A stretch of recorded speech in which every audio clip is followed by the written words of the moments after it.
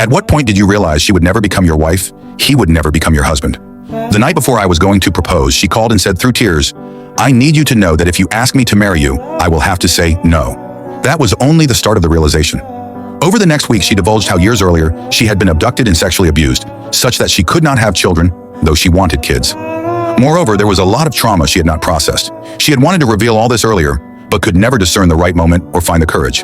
Now, with intimacy on the immediate horizon, the reality of a sexual relationship has become too overwhelming. For 3 months, I held out hope that counseling would fix things. Sadly, she was just nowhere near ready. One day, while I was cooking soup and talking to her on the phone, she told me that she hoped we could stay friends forever, but that she didn't see us ever marrying. I told her that I couldn't be around her and not stay in love, so it was better to go separate ways. Even as I said it, I realized the soup had been boiling over for some time. After hanging up the phone, I wept for an hour. That was when I accepted it was the end. 5 years and all my dreams for the future went belly up. 15 years later, I am glad to say I am married, albeit to a different woman. We have 3 children and a great life. I'm just as pleased to say the former woman got help and eventually married a young widower who lost his wife to cancer. The man had 1 or 2 little kids, so she got to be their mom like she dreamed of. With hindsight, I recognize more good likely came from our breakup than would have from our union.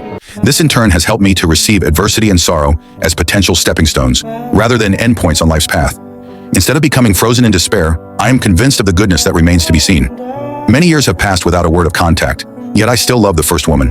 Not in the same way, or with the naivete of my early 20s, but an ardent goodwill and yearning for her every blessing. I don't think I could ever engage in that friendship again without harming the life I now live, so I content myself to remember the beauty that we shared for a little while. Sometimes when I am seated outside, birds will alight momentarily on the table, just in front of me.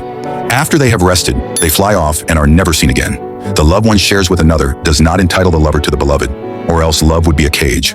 No, love is a resting place we afford to others for as long as they need. It is a table we offer to weary wanderers before bidding them Godspeed and goodwill for their journey,